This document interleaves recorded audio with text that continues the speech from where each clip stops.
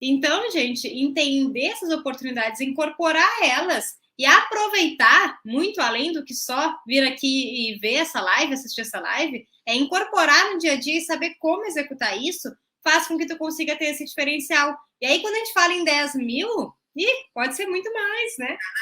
Imagina quantas franquias, se as franquias elas faturam mais de 45 bilhões de reais, quanto que elas podem te pagar para tu atender e dar esse diferencial de atendimento para todas as franquias? Muito mais do que 10. E geralmente as franquias elas são muito preocupadas com a qualidade do produto, com a qualidade do processo, elas são muito preocupadas com o controle de qualidade, porque como eu comentei, elas têm fiscalização, elas têm auditorias, elas têm padrões e elas precisam seguir esse padrão. Então elas precisam de ajuda para seguir esse padrão.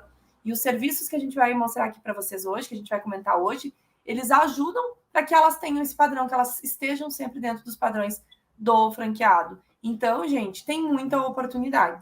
Anotem, tirem as dúvidas de vocês, mandem para a gente, ficar com alguma dúvida depois, mas aproveitem, absorvam esse conteúdo que a gente traz para vocês para agregar valor no serviço de vocês e se diferenciar, como a Caterine comentou. E no final a gente ainda vai falar de uma oportunidade extra, bônus para vocês. Então fiquem até o final para verem também, além das que a gente preparou, mais uma bônus aí que a gente vai falar. Tá? Então, quais são essas oportunidades para franquias, né? Bom, como a gente já falou, a franquia ela tem que ser um estabelecimento onde tu vai ir em qualquer lugar do mundo e o produto é o mesmo. Vamos pensar na maior de todas, no McDonald's, por exemplo. A gente come o McDonald's, pode ser no Rio Grande do Sul, pode ser na Bahia, pode ser nos Estados Unidos, pode ser no Canadá, pode ser onde for. Em todos os lugares, o McDonald's vai ser o mesmo, com algumas variações culturais, mas o produto em si vai ser exatamente igual. Por quê? Porque se mantém um padrão. Então, se uma franquia precisa manter um padrão de produto e de processo, a gente pode entrar com uma oportunidade de serviço para conseguir determinar, estabelecer quais são esses padrões a serem seguidos. Isso de tudo, gente, não só o padrão do produto em si. Padrão de função, onde as pessoas vão executar, padrão de tempo que cada produto deve ser feito, deve ser executado, padrão de tudo que existe ali dentro daquela franquia. E quando a gente fala em padrão, não é simplesmente só desenvolver o padrão. Não, porque a maioria das franquias já tem um padrão. Franquias como McDonald's, como Burger King, Girafas, Habib's, enfim, algumas que vieram aí na minha cabeça, elas já têm um padrão. A dificuldade que elas têm hoje é de manter este padrão. Tanto o padrão de produto, para que o nosso hambúrguer venha igual, para que a nossa maionese venha igual, enfim, tanto em padrão de produto quanto em padrão de processo. Se lá na franquia, o carinha da franquia, ele tem que escrever um nome no copo e ele tem que dar bom dia, isso é um padrão de processo. Só que às vezes tu vai no lugar e ele não escreve o nome, ou ele não dá o bom dia. É porque falta o controle de processo. Então, não simplesmente só criar este padrão, estabelecer este padrão, porque a maioria já tem, mas vistoriar, auditar, treinar, cobrar para que esse padrão de produto, de processo, seja executado.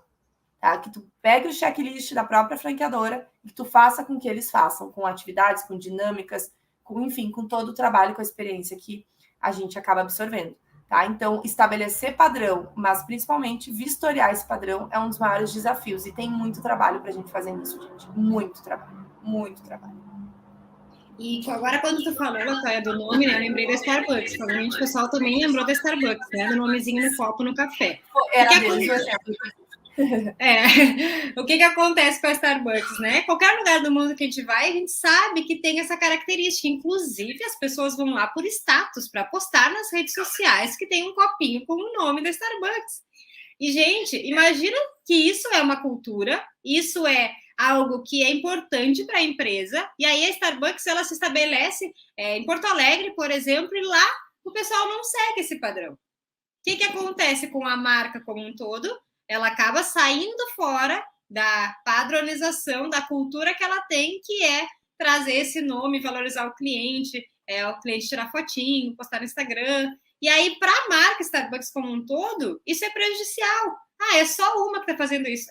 Mas talvez a pessoa só foi lá por causa do nome no copo, e nem pelo café, que pode acontecer. E aí ela perdeu, provavelmente. E aí a Starbucks perdeu como marca. porque esse cliente não vai mais, se desapontou, vai dizer, nem é tão bom esse café mesmo, eu não vou mais lá. Só que como que a Starbucks vai controlar todas as redes? Precisa de consultores lá para auxiliar e manter essa cultura deles, que é muito forte, inclusive, muito interessante. E a gente pode ajudar nesse processo. E aí, em todos os pontos, gente, todos, atendimento, produto. E aí, para produto, além da gente vistoriar padrão, além da gente auditar para verificar se está funcionando, se eles estão seguindo a risca da franquia, da franqueadora, a gente também tem a capacidade e o poder de desenvolver as fichas técnicas lá dentro dos produtos. Ficha técnica gerencial, ficha técnica operacional, por quê? Existe um padrão? Existe. E geralmente esse padrão ele é extremamente burocrático, digamos assim. Ele não é visual, ele não é didático, ele não é numa linguagem do colaborador, é um padrão de produto. Tem que fazer isso, isso, isso e aquilo.